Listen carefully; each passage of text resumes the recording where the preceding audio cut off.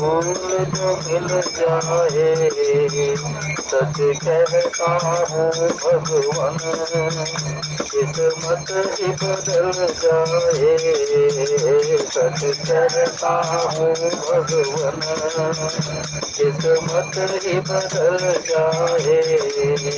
सुनते हैं तेरी रहमत, पर रोज बरसती है, सुनते हैं तेरी रहमत, पर रोज बरसती है।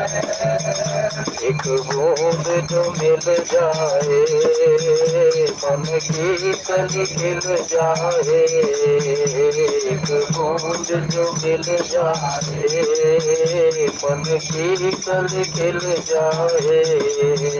दाता तेरे चरणों की घर धूल जो मिल जाए, दाता तेरे घर धूल जो मिल जाए।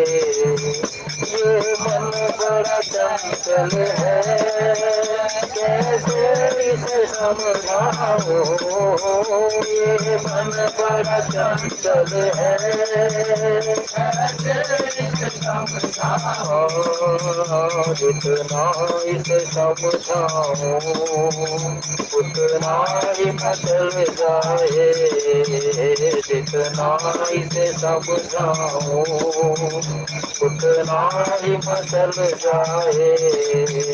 दाता तेरे चरणों की घर धूल जो मिल जाए, दाता तेरे चरणों की घर धूल जो मिल जाए। नजरों से गिराना ना, चाहे जो भी सजा देना, नजरों से गिराना ना, चाहे जो भी सजा देना, नजरों से जो गिर जाए, मुश्किल ही संभल पाए, नजरों से जो गिर जाए, मुश्किल ही संभल पाए। दाता तेरे चरणों की घर धूल जो मिल जाए, दाता तेरे चरणों की घर धूल जो मिल जाए।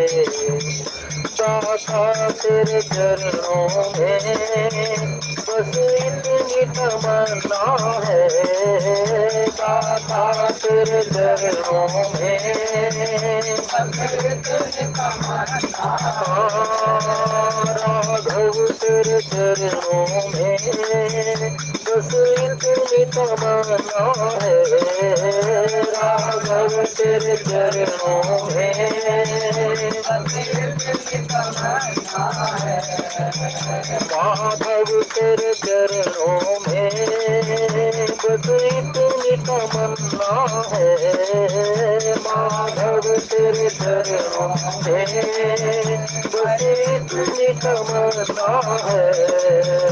तुम सामने हो मेरे, मेरा गम ही निकल जाए, तुम सामने हो मेरे, मेरा दम ही निकल जाए।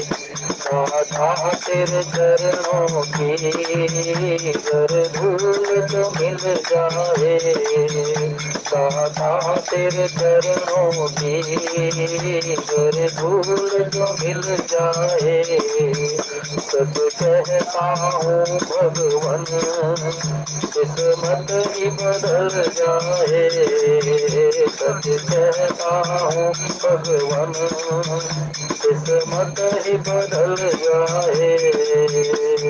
द्वादश अक्षत मंत्र पुनि जपई सहित अनुराग, वासुदेव पद पंकर दंपति मन अखिलाग सियावर राम, जय जय राम मेरे प्रभु राम, जय जय जय राम। करई आहार साग फल कंता, तुम रही ब्रह्म सच्चिदानंदा। पुनि हर हेतु करण तप लागे, सारे आधार मूल फल त्यागे। पुर अभिलाष निरंतर कोई, देखिए नयन परम प्रभु सोई। सगुण अखंड अनंत अनादि, जेहि चित्तहि परमारथ बाधे। नेति नेति जेहि वेद निरूपा, निजानंद निरुपाधि अनूपा। शंभु विरंच विष्णु भगवाना, उपजहि जासु अंश ते नाना। ऐसे प्रभु सेवक बस अहै, भगत हेतु लीला तन गयै। जो यह वचन सत्य श्रुति भाषा, तो हमार पूजहि अभिलाषा। श्री राम जय राम जय जय राम। श्री राम जय राम जय जय राम। यही बीत बीत बरस प्रगट, सहस बारी आहार। संवत सप्त सहस्र पुनि, रहे समीर आधार। सियावर राम जय जय राम, तेरे प्रभु राम जय जय राम। अस प्रभु दीन बंधु हरि, कारण रहित दया। तुलसीदास सटते भज, भाग कपट जंजाल। सियावर राम जय जय राम, तेरे प्रभु राम जय जय राम। चले राम लक्ष्मण पुनि संगा, गए जहाँ जग पावनी गंगा। गादि सुनो सब कथा सुनाई, यही प्रकार सुरसरी महियाई। सब प्रभु ऋषि समेत नहाए, विविध दान महि देवन पाए। हर्ष चले मुनि वृंद सहाया, वेग विवेक नगर निहराया। श्री राम जय राम जय जय राम। श्री राम जय राम जय जय राम। श्री राम जय राम जय जय राम। श्री राम जय राम जय जय राम। हे रघुनंदन तुम्हें प्रणाम, हे रघुनंदन तुम्हें प्रणाम। मारुति नंदन तुम्हें प्रणाम, मारुति नंदन तुम्हें प्रणाम। श्री राम जय जय राम। श्री राम जय जय राम। श्री राम जय जय राम। श्री राम जय राम। होवे सज रघुनाथ जस, सुनहि जे नर अरु नार। तिनके सकल मनोरथ, सिद्ध करहि विसरार। जस तुम्हार मानस विमल, हंसनि जीहा जासु। मुक्ता हल गुण गण चुनहि, राम बसो हियतासु। राम बसो हियतासु। उपस्थित आदरणीय सदवृंद, बहुत सुंदर नक्षत्र, सुंदर घड़ी, पावन पवित्र आज का दिवस, और बहुत ही सुंदर हमारी मानस में चलते हुए मनोशत्रुपा का प्रसंग, और साथ में गंगा जी के लिए समर्पित है वो चौपाइयाँ। यद्यपि गंगा जी के लिए जो अगर सुंदर चौपाइयाँ इसके साथ में लगाए, तो हमने जो केवट के साथ में भगवान जब गंगा पर आए, वहाँ लिखा है कि गंग सकल मुद मंगल मूला। कितनी सुंदर चौपाई है।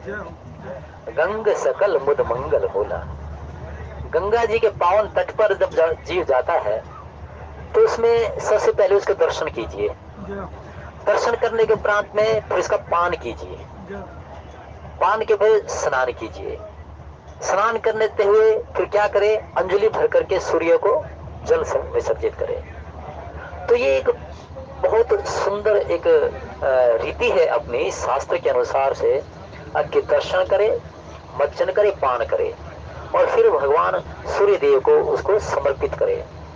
गंग सकल मुद मंगल मोला, कितना श्रम कितना उद्यम राजा भगीरथ ने किया कि माते आप देवलोक से धराधाम पर आ जाओ, और जन कल्याण के लिए कितना कितना उन्होंने पावन कितने आहुति डाली इसमें यज्ञ करने के लिए। और आज ये गंगा जी कलयुग के सांसारिक जीव को सब कुछ वही जो देवलोक में कामधेनु देती रही ना, देव गौ है कामधेनु, और इसी प्रकार से गंगा जी के पावन तट पर स्नान करना, गंगा जी के पावन तट पर अपने तीर्थ यात्रा के अंतर्गत शास्त्र सुचिंतक पुण्य पुण्य करही। जब हम अपने तीर्थ यात्रा पर जाते हैं, गंगा जी का स्नान हो, प्रयागराज हो, मंदाकिनी हो, चाहे फिर अपना गोमती हो, और चाहे फिर हर प्रकार से तीर्थ स्थान की वो देव नदी क्यों ना हो, उस सब पर एक ही केल मात्र करना चाहिए कि वहां जाकर के अपने इष्ट को रिझाने के लिए शास्त्र का चिंतन करना चाहिए।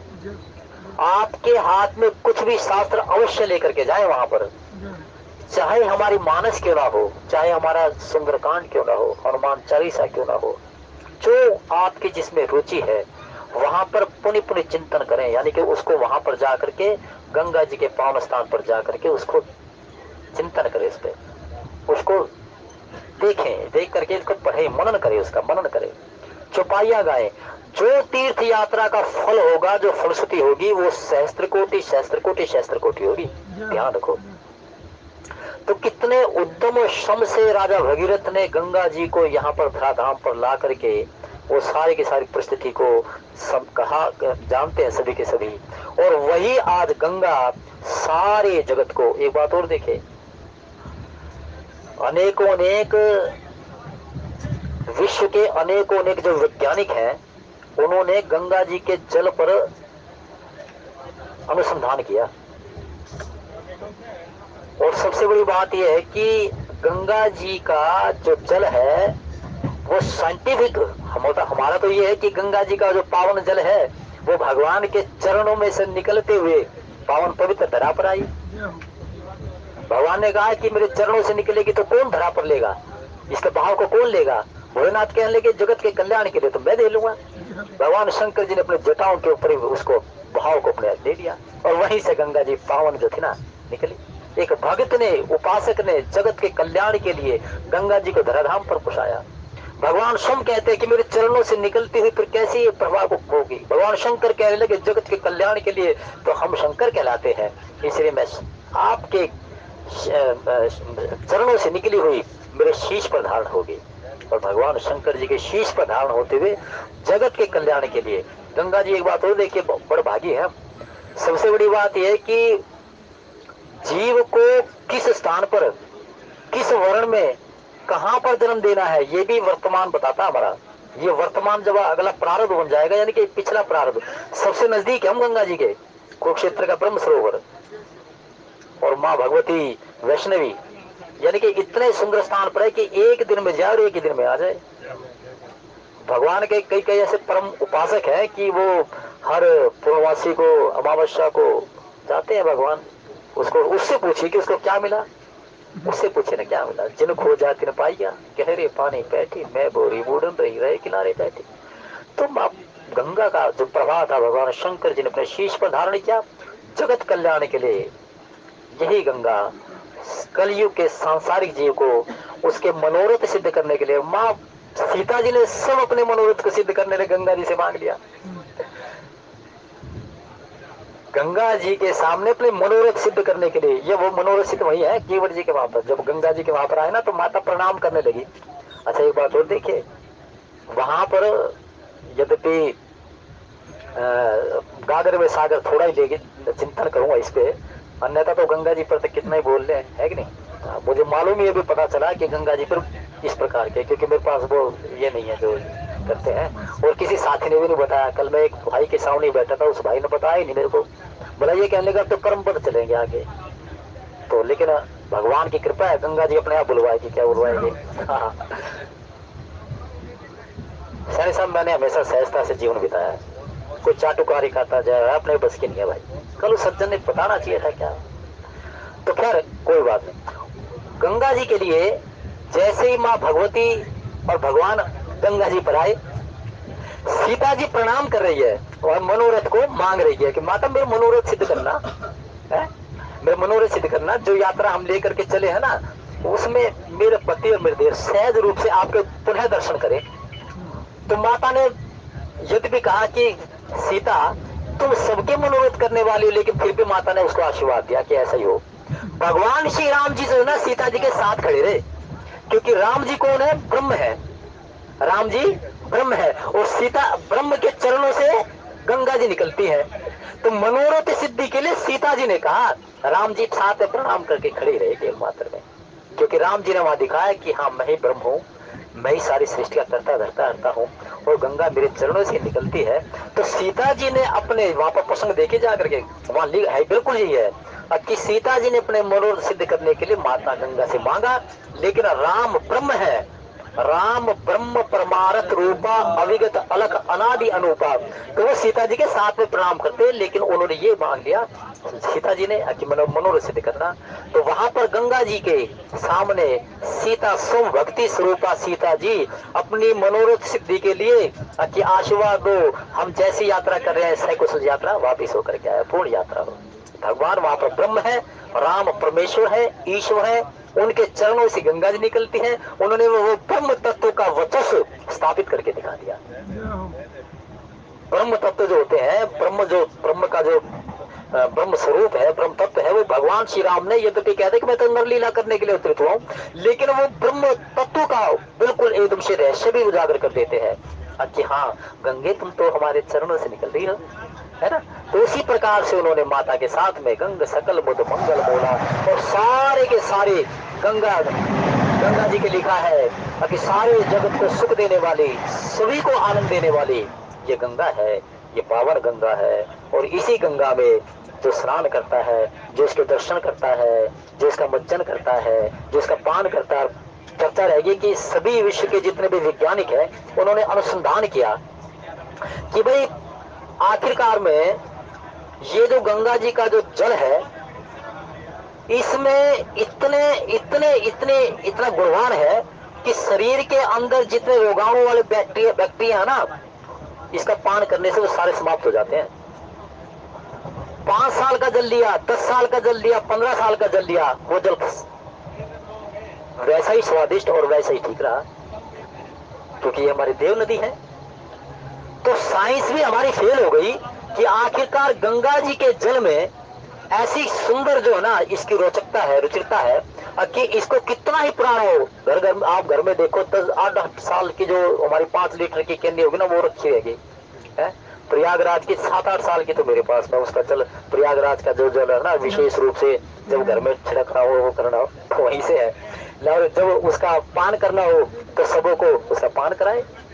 तो इसका तात्पर्य ये है कि गंगा जी के पावन जल में इतनी सहजता, इतना उसके अंदर गुणवान बताया गया है कि जो भगवान के चरणों से निकल गई, क्या शरीर में कोई रोग रह सकता है, नहीं रह सकता। ये मेरे परमेश्वर के चरणों से, चरणों के निकसी है, इसलिए ये सभी को सुख देने वाली, काया को सुख देने वाली, मनोरथ सिद्ध करने वाली गंगा जी है, गंगा जी है। तो साइंस ने भी कह दिया कि भाई कितना पुराना जल हो लेकिन खराब नहीं हो, वो उसी प्रकार से स्वादिष्ट है, और वही जल देह के अंदर जो रोगाणु वाली बैक्टीरिया है उसको समाप्त भी कर देता है।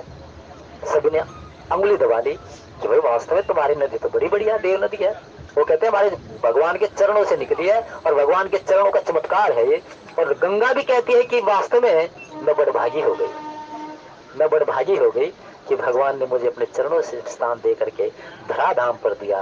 तो उसी गंगा वहां पाओ, गंगा के, और वहां पर जाओगे, हरिद्वार जाओगे तो वो गंगा, और चलते फिरते टेम्पलों में वेल पर ये गंगा है।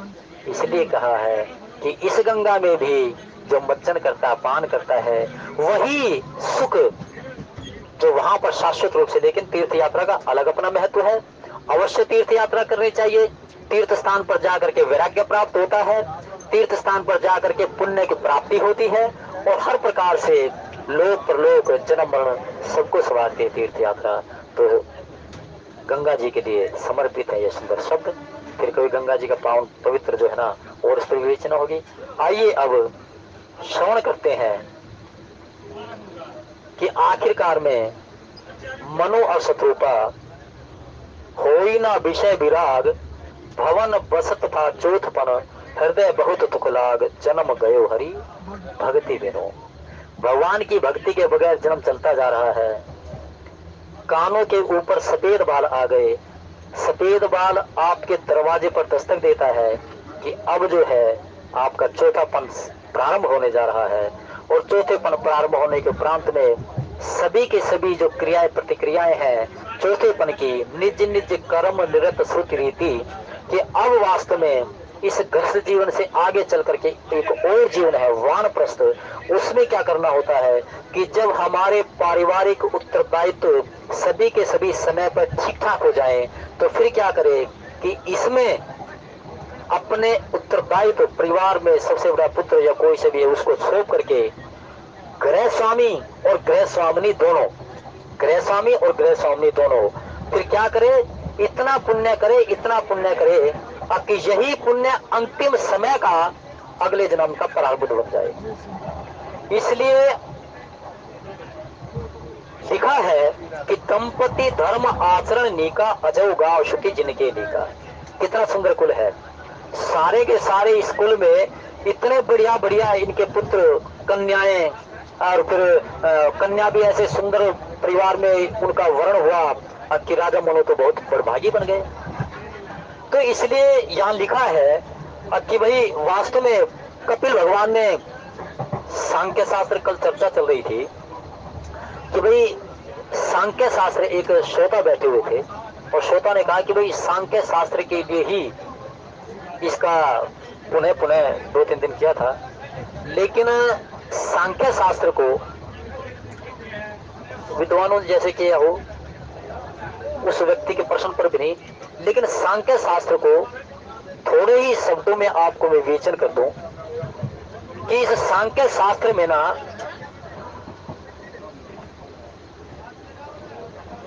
6 अध्याय है। और सबसे बड़ी बात यह है कि सांख्य शास्त्र में 3 प्रकार के जो व्यक्ति के साथ दुख लगे हुए ना, इनसे निवृत्ति का मार्ग दिखाया है। ध्यान रखो, सांख्य शास्त्र क्या है, सांख्य शास्त्र क्या है, राजा मुनि कपिल मुनि लिखा। और इसमें सभी प्रकार से व्यक्ति के साथ में, कर्ता के साथ में 3 दुख लगे हुए हैं, दैहिक, दैविक और भौतिक। 3 जो प्रकार के क्लेश लगे हुए हैं, इनसे निवृत्ति का मार्ग बताया है सांख्य शास्त्र में। पहले उसमें देखें तो विषयों का निरूपण है, पहले अध्याय में विषयों का निरूपण है। दूसरे में 6 अध्याय हैं इसके, और 6 अध्यायों के साथ में ही जीव को किस प्रकार से अपने इन क्लेशों का, जीव इसके साथ में रह करके क्लेशों का, जीव क्लेश जो है ना, जीव के जो क्लेश है 3 प्रकार के, इनसे निवृत्ति प्राप्त हो सकती है। 6 अध्याय है। पहले अध्याय में विषयों का विवेचन किया गया, निरूपण किया हुआ है। दूसरे में कि व्यक्ति के कौन कौन से कर्म होने चाहिए, ये निरूपण किया गया है। तीसरे में विषय और वैराग्य, विषय से वैराग्य कैसे प्राप्त किया जा सकता है, ये लिया गया है। चौथे अध्याय में जो किया गया है वो सभी प्रकार से पिंगल कुमार आदि जितने भी भक्त हैं उनका विवेचन है कि भाई उन्होंने कैसे कैसे जीवन को जिया, इस प्रकार से उसका विवेचन है। 5वें में परपक्ष का निरूपण है, यानी कि उसमें समाज के सभी जो जगत के जीव हैं उनका किस प्रकार से उनके विचार है, किस प्रकार से उनका निरूपण है, कैसे रहते हैं। और 6ठे में सभी के सभी प्रकारों का, सभी का अर्थ निरूपण किया हुआ है। सबसे मुख्य बात यह है प्रकृति और पुरुष का ज्ञान है। संक्षिप्त रूप से ध्यान लो, प्रकृति क्या है और पुरुष क्या है। प्रकृति के साथ में पुरुष किस प्रकार से रहे और किस प्रकार से इन विकारों के बीच में रहे, ये सारे का सारा सांख्य शास्त्र में लिखा गया है। और ये मेरे को लग रहा है कि कलयुग के जीव के लिए बहुत ही अति उत्तम ज्ञान मार्ग हो जाए कि जब इसका वो कर लिया जाए। तो इसलिए यहाँ पर लिखा है कि ये सारे के सारे भगवान सांख्य शास्त्र का जो वो क्या लिखा गया है, कपिल भगवान जी ने लिखा है। और उन्हीं ने ही जीव को यानी कि प्रकृति और पुरुष इनका समावेश करके किस प्रकार से विश्व में रह करके विश्व से अलग रहा जाए, कैसे कैसे इनके साथ में रह करके किस किस प्रकार के उदाहरण दे करके 6 अध्याय इसके साथ जुड़े हुए हैं। तो वही भगवान के लिए लिखा है कि भाई सांख्य शास्त्र जिन प्रगट बखाना, तत्व विचार निपुण भगवाना, तेहि मुनि तेहि मनुराज कीन बहुकाला, प्रभु आए सब विधि प्रतिपाला।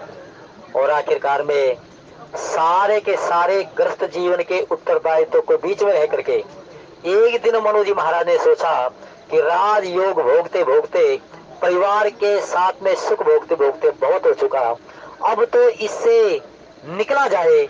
और इससे निकल करके केवल मात्र बरबस राज सुत ही तब दीना, नारी समेत गवन बन कीना। नारी समेत यानी के गृह स्वामिनी और गृह स्वामिनी सभी के सभी उस तीर्थ यात्रा पर निकल गए कि जह जह तीरथ रहे सुहाए, मुनिन सकल सादर करवाए। कर्ष शरीर मुनि पट परिधाना, सत समाज नित सुनहि पुराना। जहां जहां सुंदर तीर्थ थे उन तीर्थ स्थानों पर आदर पूर्वक श्रद्धा से विश्वास से वहां का तीर्थों का महात्म संतों के मुख से सुना।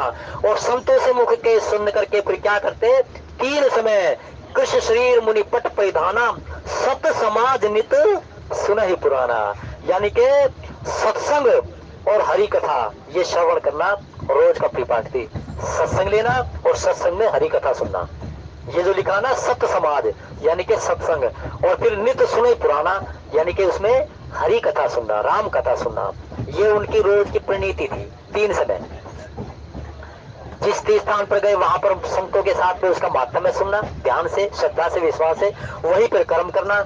और फिर जो समय या भोजन रात्रि के भोजन से पहले सत्संग लेना, तो जो दिन का भोजन था उससे पहले उस सत्संग लेना, और प्रातः तो सुनना ही सुनना है। तीर्थ स्नान किया, तीर्थ स्नान करके फिर हरि कथा सुनना, राम का नाम सुनना, राम के रूप गुण धाम ये सारे के सारे संतों के बीच में रह करके सुनना।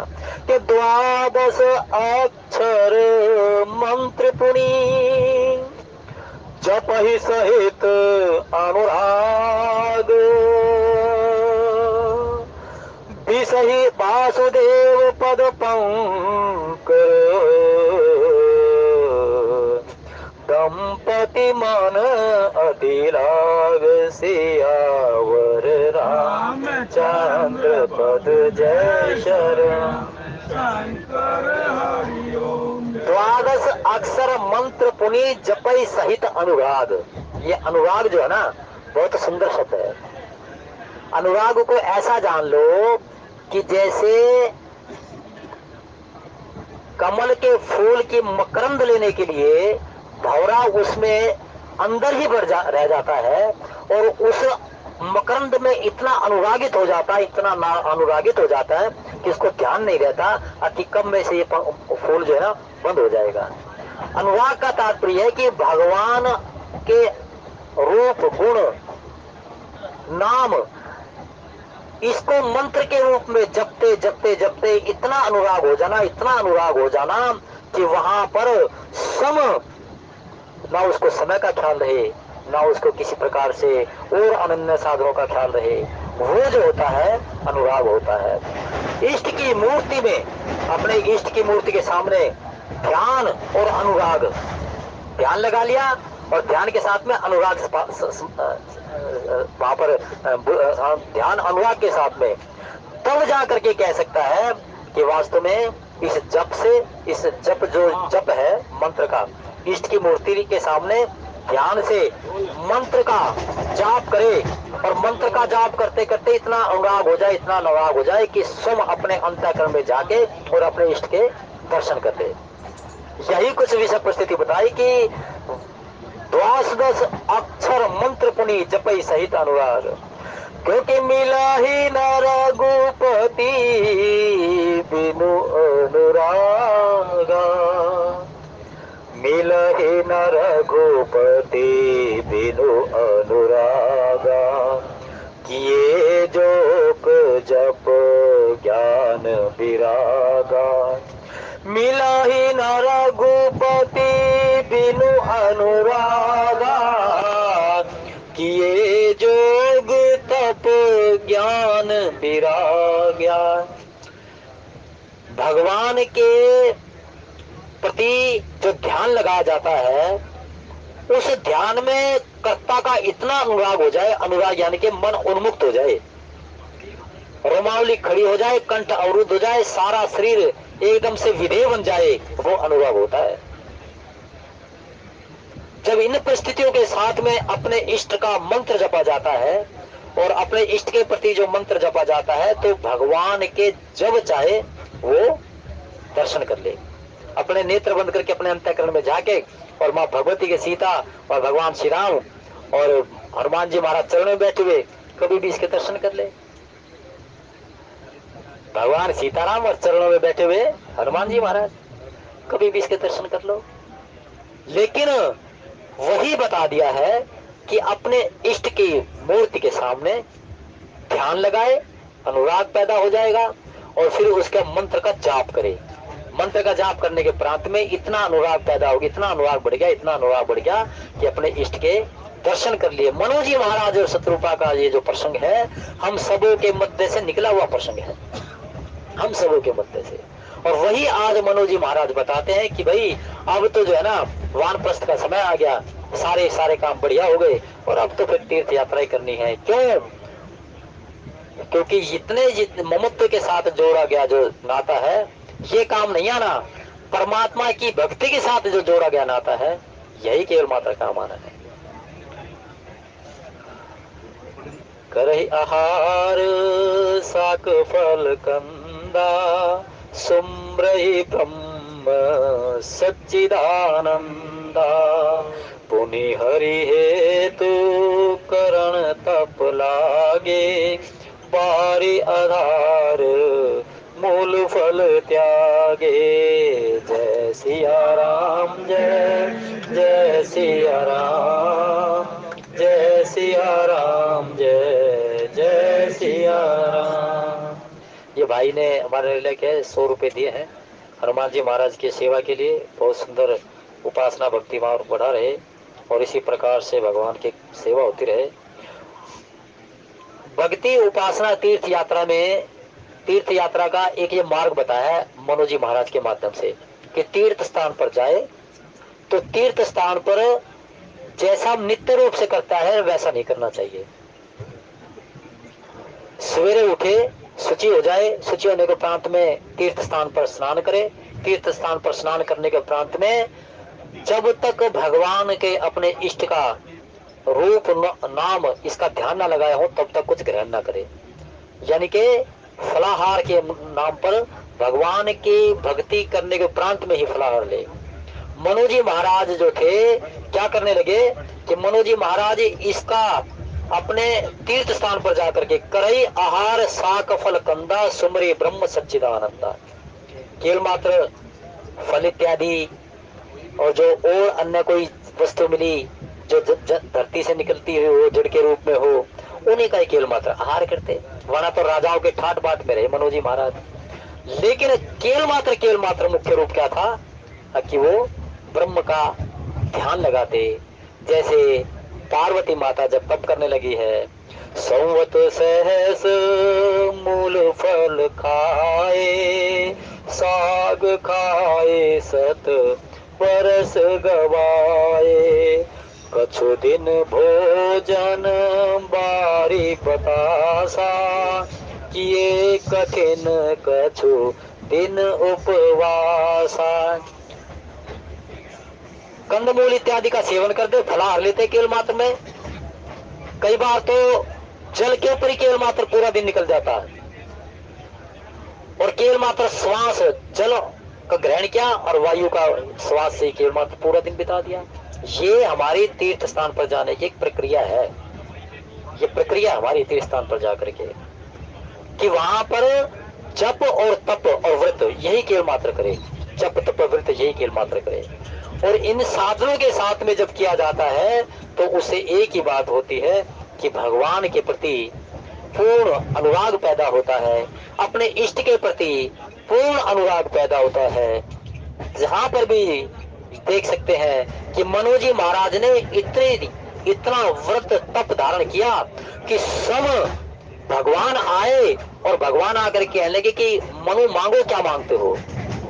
यानी कि भगवान भी अपने नियम बदल देते हैं अपने भक्त के माध्यम से कि भाई मांगो क्या मांगते हो। कि और अभिलाष निरंतर होई, देखिए नयन परम प्रभु सोही। और अभिलाष निरंतर होई, देखिए नयन, और अभिलाष निरंतर होई, देखिए नयन परम प्रभु सोई। क्योंकि शंभु विरच विष्णु भगवाना, उपजहि जाशु अंश ते नाना। सुनु सेवक सुर तर सुर धेनु, विधि हरिहर बंदित पद रेनु। जिस भगवान के चरणों की सेवा कौन करते हैं? विधि हरिहर बंदित पद रेणु। ब्रह्मा जी, महादेव और भगवान श्री हरि जिनके चरणों की वंदना करते हैं, वही भगवान अपने भक्तों की इच्छा को पूरी करने के लिए बार बार अपने भक्त से कहते हैं कि मांगो क्या मांगते हो, मांगो क्या मांगते हो। गुणातीत सचराचर स्वामी, राम उमा सब अंतर्यामी।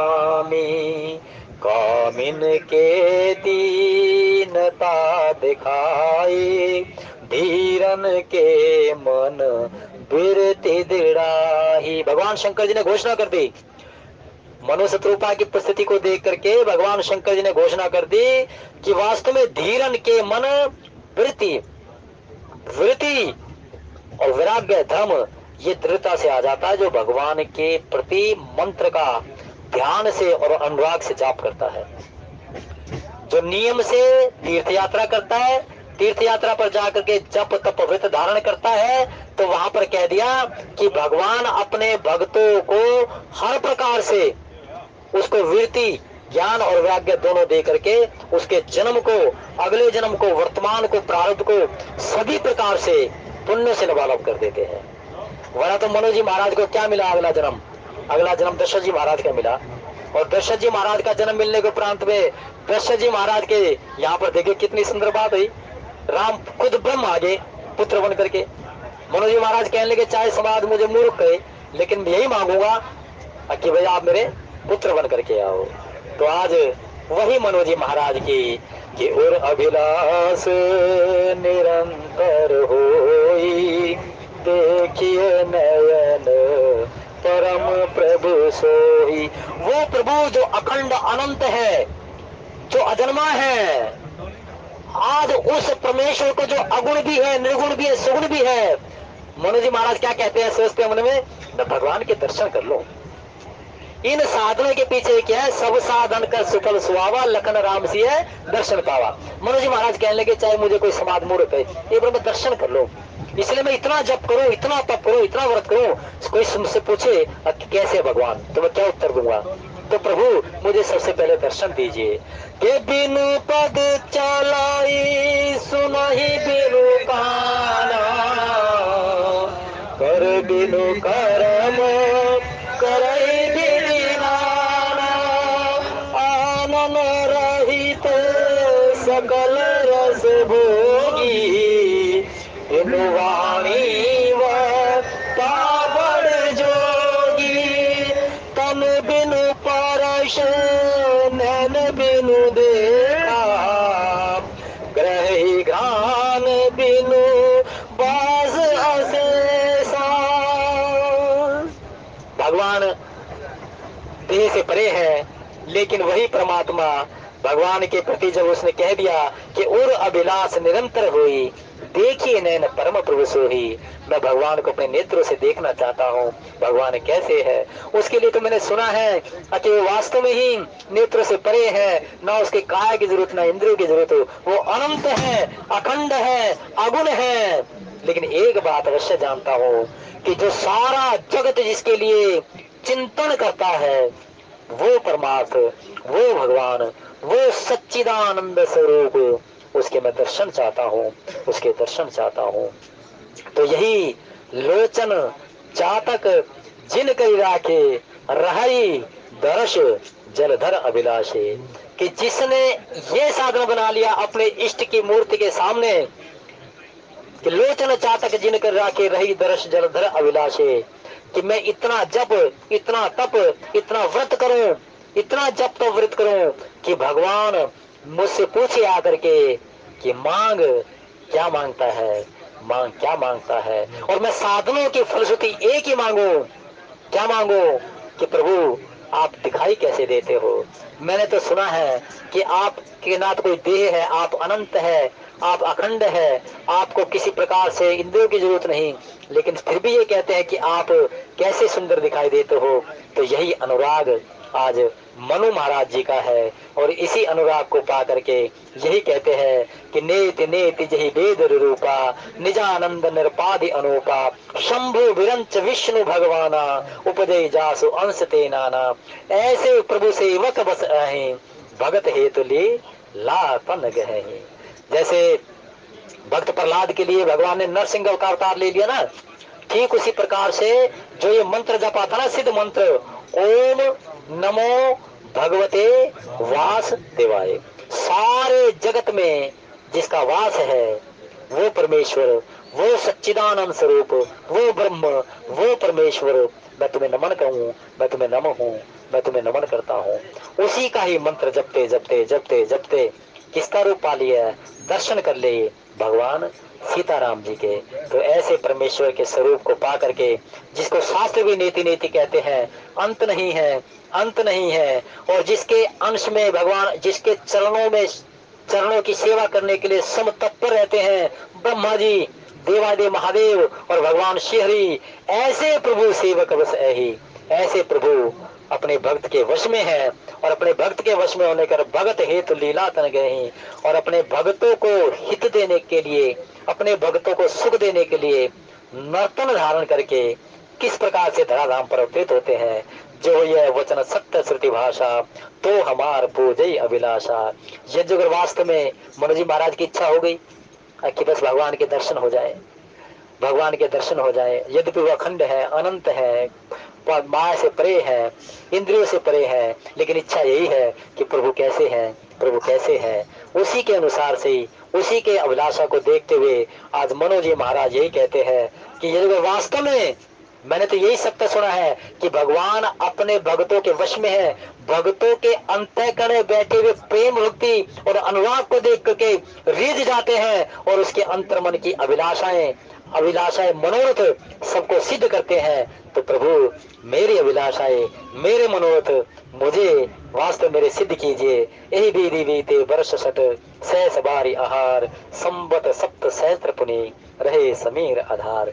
और देखिए क्या बात है, जब तक भगवान स्वयं आकर के नहीं कह लेंगे कि भाई तुझे क्या चाहिए, तब तक चाहे इसके शरीर, इस शरीर में अस्थि मात्र ते रहे शरीरा, इस शरीर में चाहे प्राण प्राण बचे रहे, कहने को केवल मात्र अस्थि अस्थि हो, लेकिन बस यही इच्छा है मेरे इष्ट के दर्शन हो जाएं, मेरे प्रभु के दर्शन हो जाएं। और यही इच्छा रखते हुए आइए हम भगवान से यही करते रहें कि प्रभु अपने इष्ट के दर्शन के लिए तो आपने सोम रामचरितमानस में ये घोषणा की है, यही लिखा है कि मम गुण गावत पुलक शरीरा गद गद गिरा नयन बनीरा काम आदि मर दम्ब न जाके ताप निरंतर बस में जाके। वो जप तप वित्त इतना साधन कठिन था, लेकिन कलयुग में भगवान के गुणों को सुनना, अनुराग के साथ में सुनना।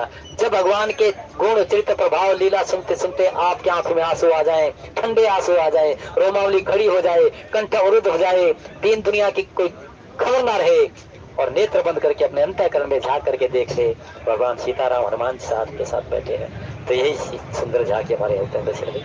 वाणी को विश्राम इन्हीं शब्दों के साथ कि जो चेतन कह जड़ कर ही, जड़ कर ही चैतन्य और अस समर्थ रघुनायक भजय जीते धन्य।